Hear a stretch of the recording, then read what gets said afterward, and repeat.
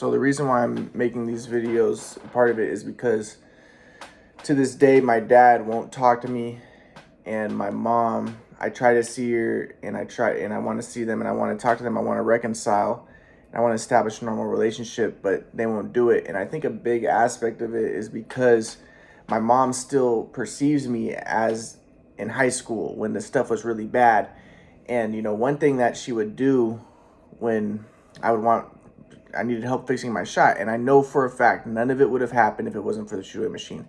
But so she thinks that there was something wrong with me. She doesn't understand about the shoe machine. She thinks that I have a problem with myself. So that there's some sort of like biological thing wrong with me. So one thing that she would do then is she would say, I would want help from my dad, help with my shot, and my mom would say, "You just want to get your way. That's all you want." And and my grandpa came in, and my grandpa saying, "Yeah, you can't force things. You can't force things. You can't make things happen." And I understand that concept. That's a profound concept. Yeah, forcing things, making things happen. That's not, a lot of times that doesn't work. But they think that that's like a part of my character. And what I want them to understand is it's not really, if it wasn't for the shoe machine, none of that would have happened. I was doing great with basketball. I would have continued. And the only thing that was going wrong, my grandpa said, no, it was because you were playing against bigger players. That's the reason why you started fighting with your dad. No, it had nothing to do with that.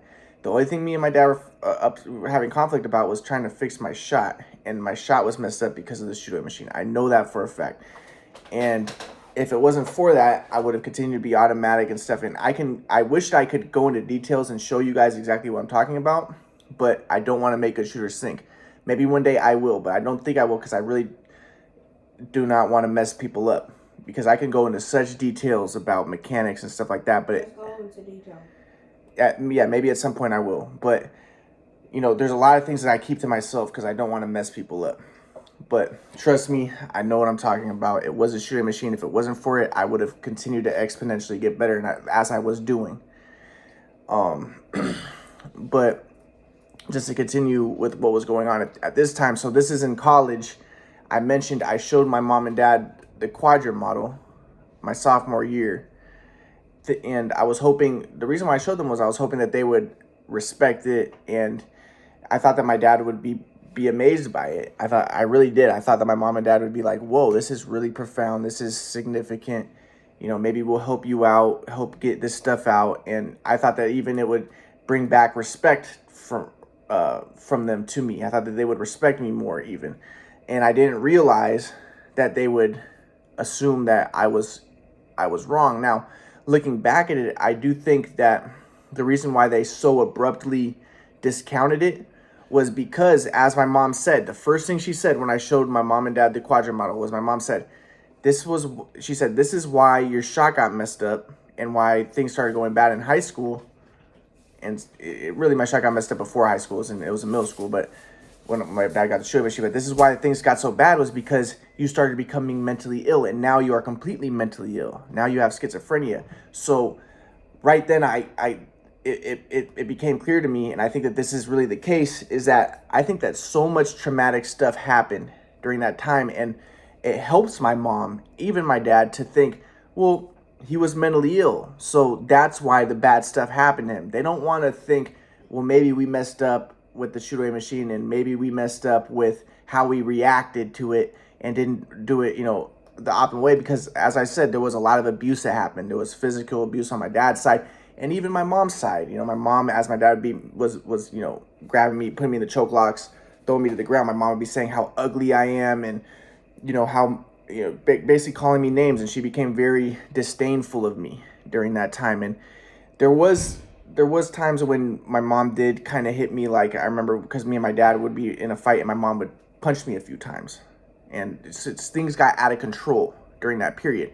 So in my opinion, there's like a lot of there's almost like a post-traumatic stress disorder that my mom and dad have, because my whole life they were never disciplinarian. They were never authoritative. I could do whatever I wanted. I would never got in trouble with anything, and they did everything for me, and everything was great.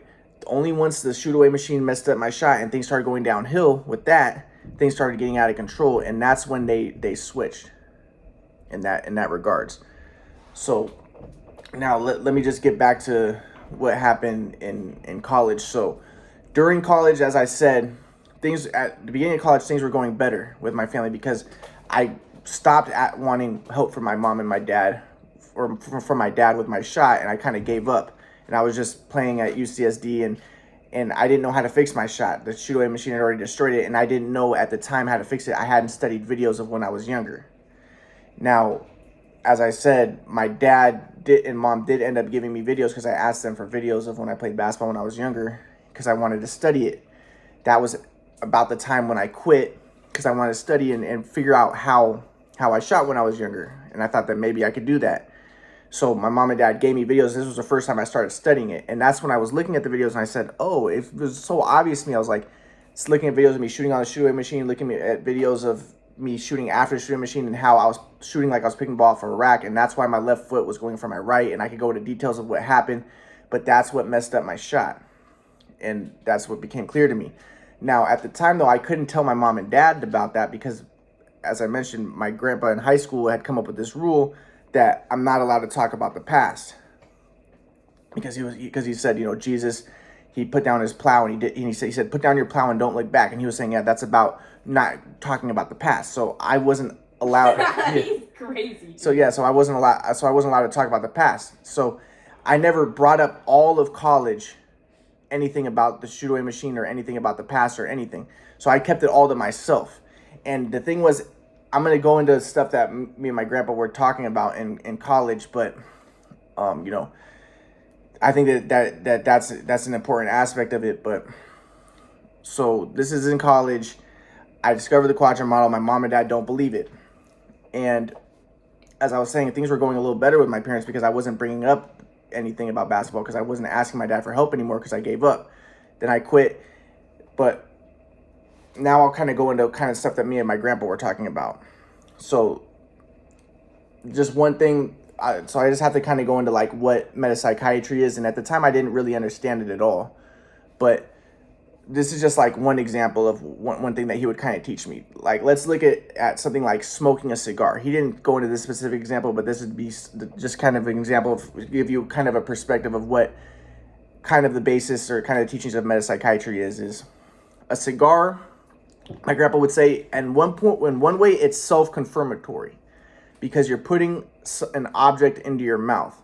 Really, there is no objects, there is no thing, because according to my grandpa, everything is energy, everything is one, but also the idea, like Dr. Hora, which I studied in 2020, he would say that there's no thing because everything's a hologram. But the idea is everything is one, there is no thing. But you smoke a cigar, you put something in your mouth, this is confirming the illusion that you are a separate self and that you are a body because it's touching your lips, you know, it's giving you physical sensations. The physical sensations are confirming this illusion of being a body, of being a separate person, of being a person. And my grandpa says that he teaches what his philosophy is transpersonal psychology, the idea of transcending the notion that you are a separate person. So you get the cigar, you put it in your mouth, that's confirming yourself. But at the same time, it can be in a way to transcend the self, because now if you're smoking the cigar, now you're taking your mind off of your body and you're putting it on the cigar. And it can be in a form of self-transcendence because now you're thinking about the cigar, you're not thinking about yourself, and you can lose yourself in the act of smoking. So it's kind of a paradox. It's kind of contradictory, but it can be both at once. And that's kind of what metapsychiatry would teach it. And I would look at it like in terms of like, let's look at Hindu mythology and stuff, but the idea is, or my grandpa would say, because he in the Bible it says that the rain falls on the just and the unjust. So this is what I like to take out of the metapsychiatry. So like one example too, I'll just give one more example of how it would work is like sex. My grandpa would say sex is self-confirmatory because when you're having sex, it's bringing your mind to your sensations, especially to your gonads and the pleasurable sensations, and that's confirming the illusion that you are a separate self. That is self-confirmatory. But at the same time, paradoxically, it can be a mode of self-transcendence because, like as Socrates described, when you have sex, it's almost like emerging with another person. So, and another thing my grandpa would say is like if you're having sex and you're like you're going all out, and you're very passionate. Like my grandpa would call this like raising your level of aliveness. You can lose yourself, and that's what my grandpa calls the zone, where you lose yourself and you're no longer aware of yourself, and that's the form of self-transcendence. So there's a self-confirmatory aspect of it, but then there's also the transcendent aspect of it, and both of them can occur simultaneously. And so, but my grandpa would say like, yeah, but that's why the religions they have, this is why I would later understand, but at the time I didn't really completely understand, but that's why religions would say like, don't have sex unless you're married, because they give you these concessions and they give you these boundaries, because sex can be self-confirmatory. And the idea behind metapsychiatry is you want to transcend the self, because the self is, now I understand this, it took me a long time to understand this, but the self in a lot of ways is a problem, because the ego occludes your vision, your awareness. And really what you want to attain is what my grandpa calls the flow, which now I understand. It took me all the way to 2020 to understand this, because when my grandpa would talk about pure awareness before, I thought he was just talking about like some meditative state, and I didn't know what he meant. But like, you want to attain pure awareness, which is like awareness of the truth, which is not distorted by the ego, by the self. So just like one example of how that could be is like, let's say I consider myself a black person, then I'm going to interpret the Black Lives Matter movement in that lens as a black person. But if I consider myself a white person, I'll look at it through a different lens. And and basically your ego can distort the way that you see things. And the idea is you want to transcend the ego, you want to transcend the self, so that you can attain pure awareness.